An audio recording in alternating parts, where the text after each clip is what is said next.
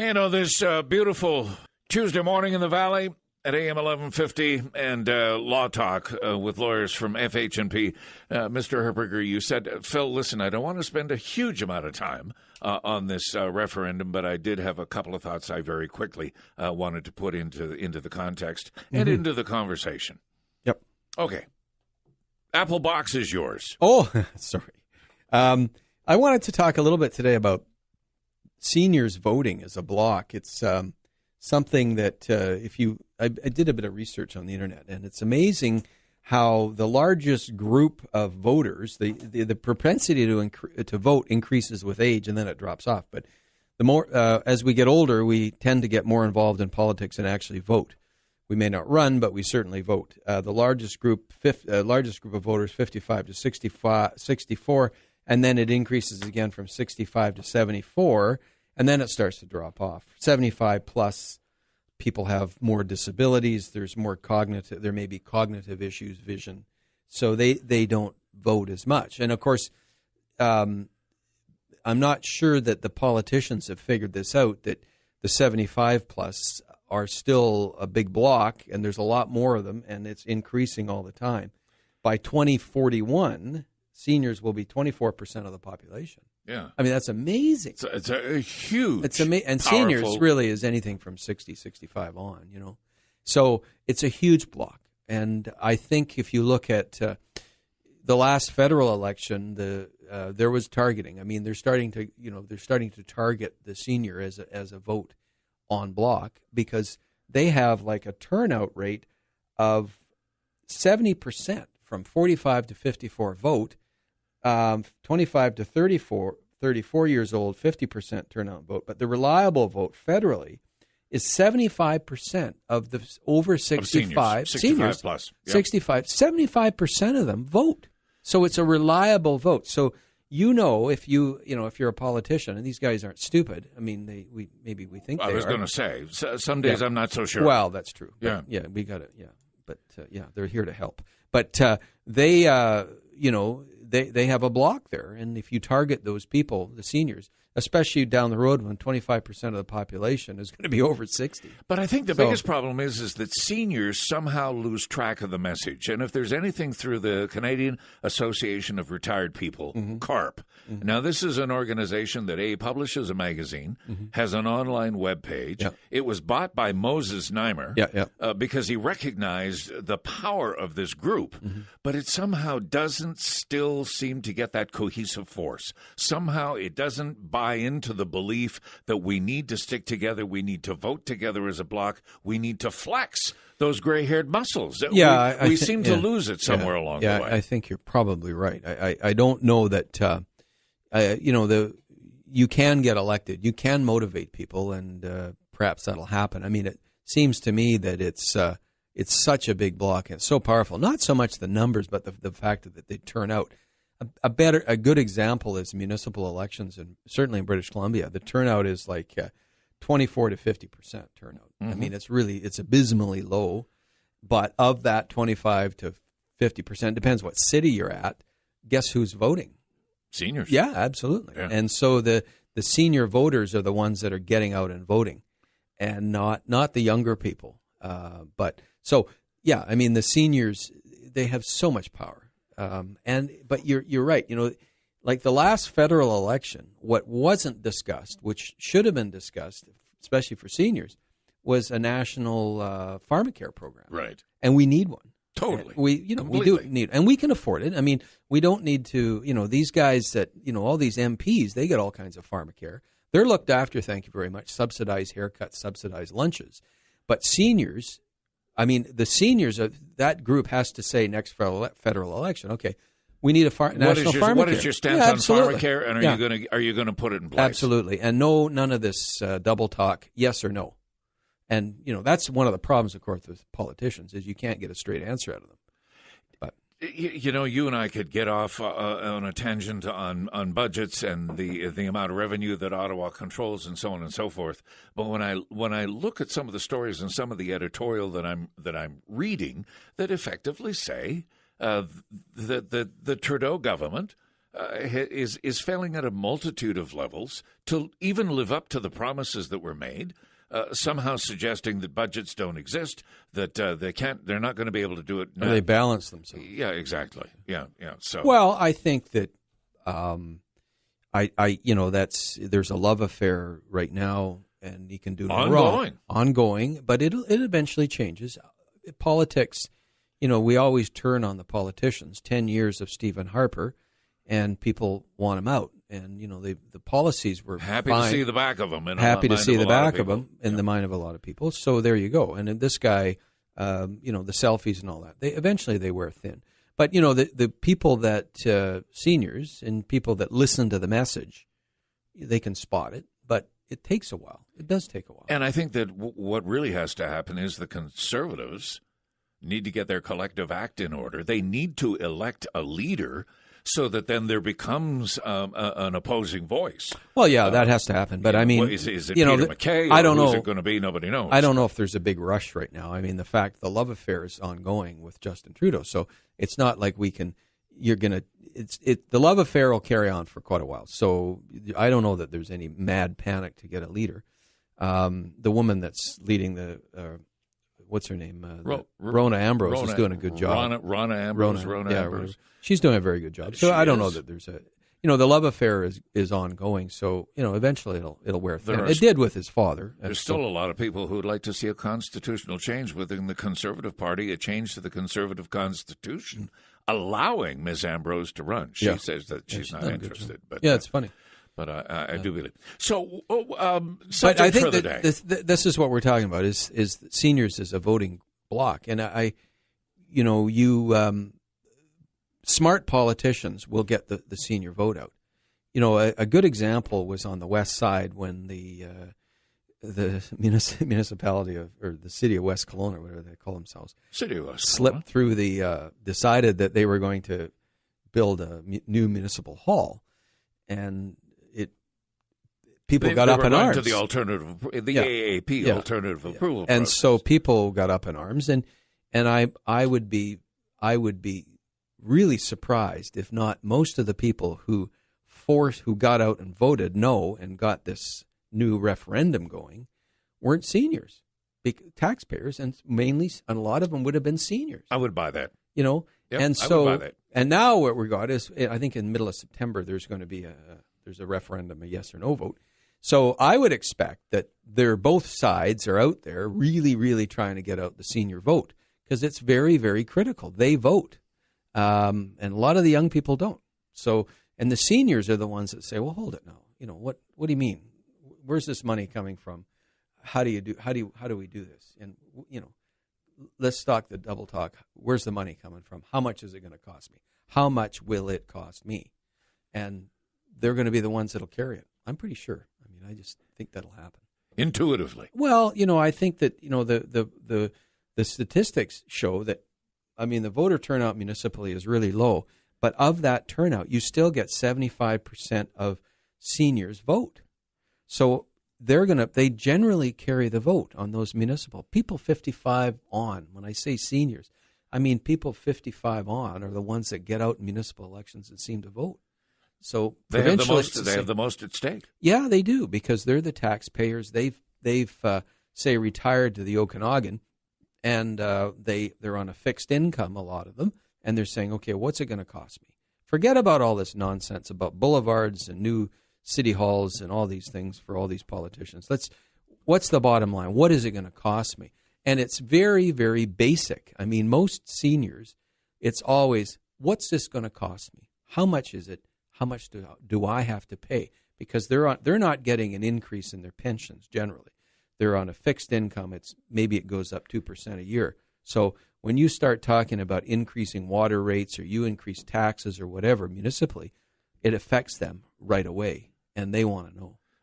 Am I hearing any part of you that is somewhere deep down in your core giving consideration to a political campaign? No, I know. But I'm I think that, you've got to, I think you have to hold politicians, you got to hold their feet to the fire. No question. You got to, because, Generally, what they are is friendly as the town undertaker when the rodeo comes to town. But afterwards, they get elected. They don't know you, So, and you got to keep their feet to the fire, and you got to keep them accountable, and you got to ask them those questions, and you can't allow them to and whether it's municipal or provincial, you can't allow them to do the double talk. But change the subject. Listen, and that sort of you and I we're going to be here for just a moment, and I have to go to the concept or the issue that a long time ago, as I was standing at this desk, West Kelowna was the largest unincorporated municipality in all of British Columbia.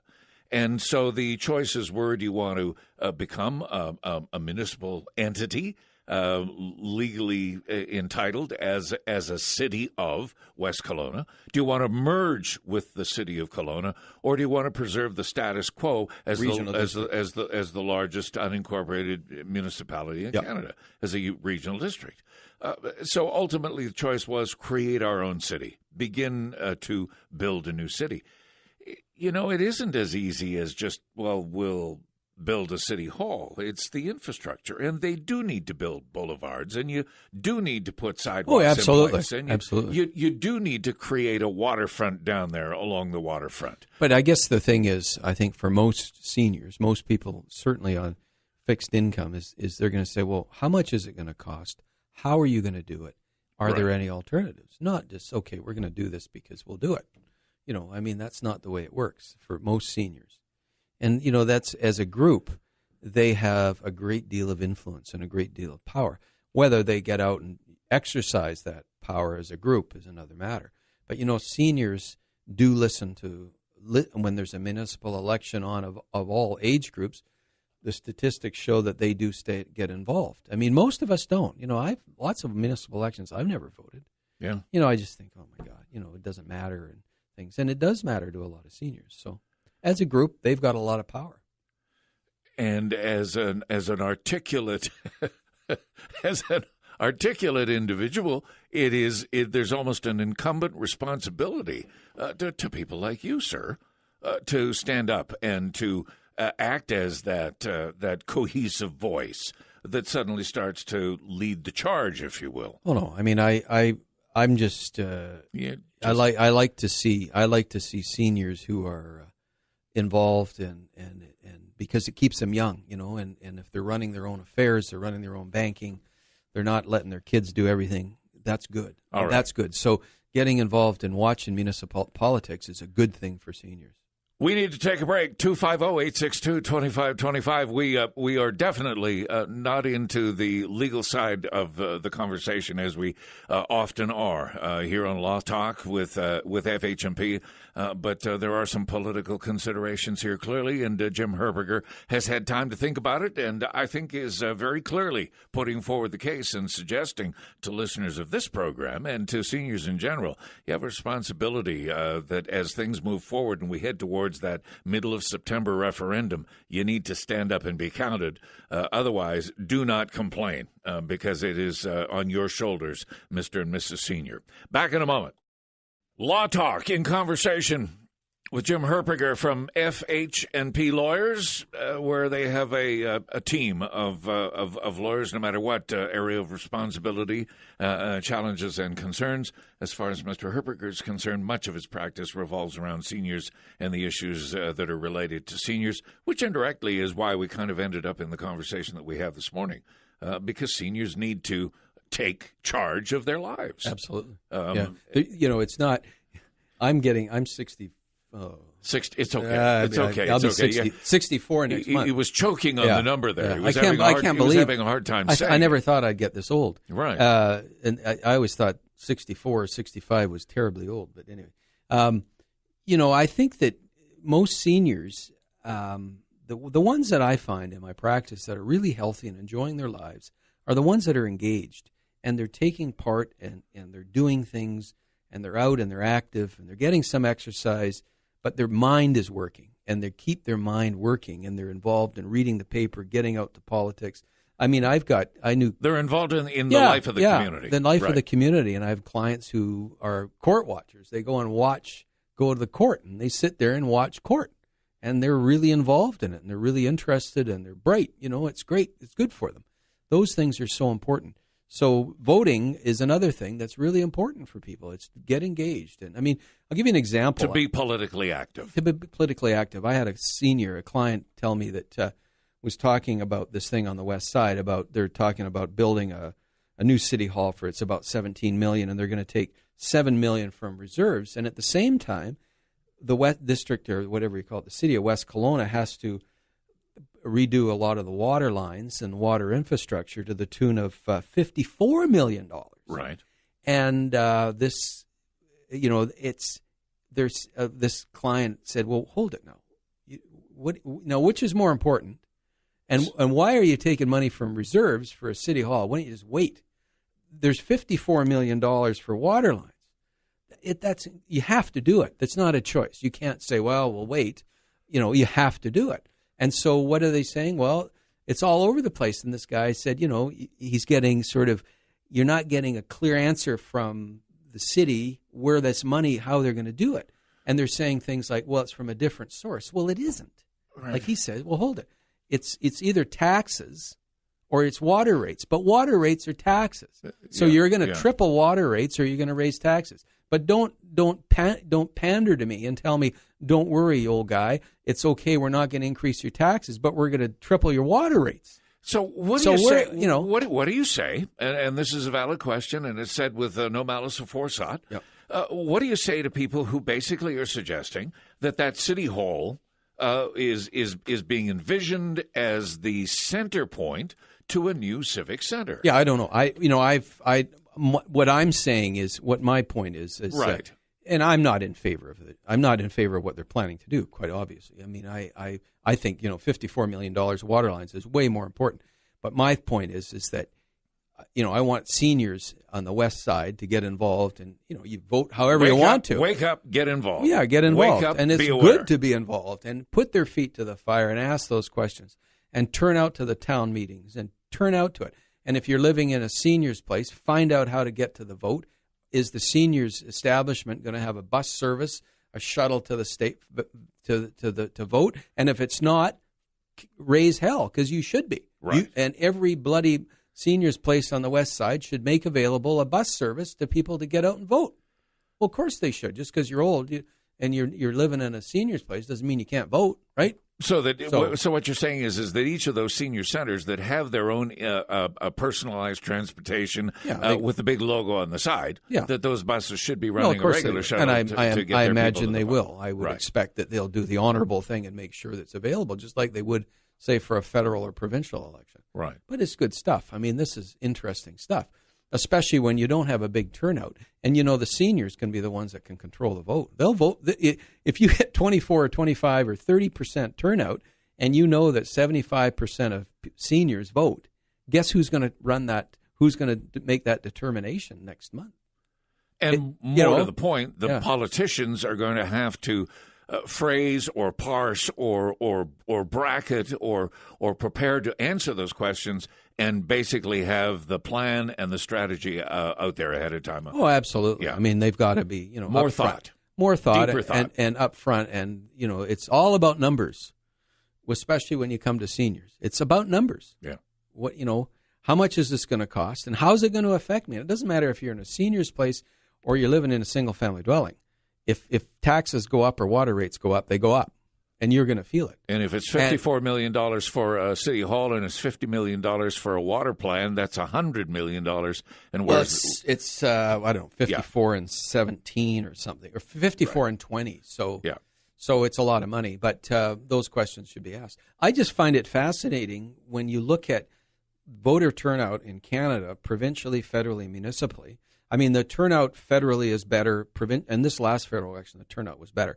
Federal, provincial, and municipal voter turnout decreases as you go from federal down to provincial to municipal. I've always thought it should be the other way around. Yeah, I would have thought so too. But I think it's probably 50 years ago it was different. Yeah. But the thing that's fascinating is that there's this increase in seniors and people over 55 and over 60. The demographics show they're going to be running the show here because people don't turn out. The 40-year-olds, if they're not going to vote, well, Your grandpa's going to vote or your dad's going to vote, and he's going to decide. I find it fascinating. Well, hey, listen, you're on the cusp. Yeah. Well, You're on but the cusp. It's great because too often we look at seniors or older people as just warehouse them and tell them to shut up and you'll be okay, and we'll look after your banking. Maybe they'll go away. Yeah, maybe they'll go away. Eventually you'll die, and but no, I mean there's some active people out there. Hey, listen, did you see the 100-year-old lady doing the 100-yard dash? No. 100 years of age in Vancouver for the Masters Games from India. And she did the 100 dash in 94 seconds, in a minute and a half. I don't think I could do it. At 100 years of age, did the 100-yard dash. The stands were going absolutely crazy watching this 100-year-old woman from India, who started running when she was 93 because her 78-year-old son told her to strap on the runners.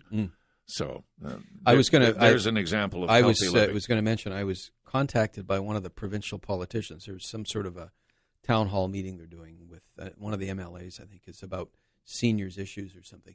So if that does go ahead, and I think it's in September, yes, seniors should go and ask those questions. Get out there and ask questions. Ask them. And ask them about national pharmacare. Ask them about pharmacare. Ask them about the cost of insurance in British Columbia. Ask them for seniors. Ask them about seniors' issues. Put their feet to the fire. They don't like that. Pharmacare for sure. Pharmacare, sure, and seniors things. I mean, ICBC rates are going up, and they're blaming seniors. People say, "Oh well, you got too many seniors on the road because they have car accidents." They have accidents. Well, yeah right. Yeah, come on. Jim Herperger, as always, a pleasure. Burr under the saddle some days, and definitely today is one of those days. Nice to have you in our studio. We'll see you in 2 weeks. Yeah. All right. All right.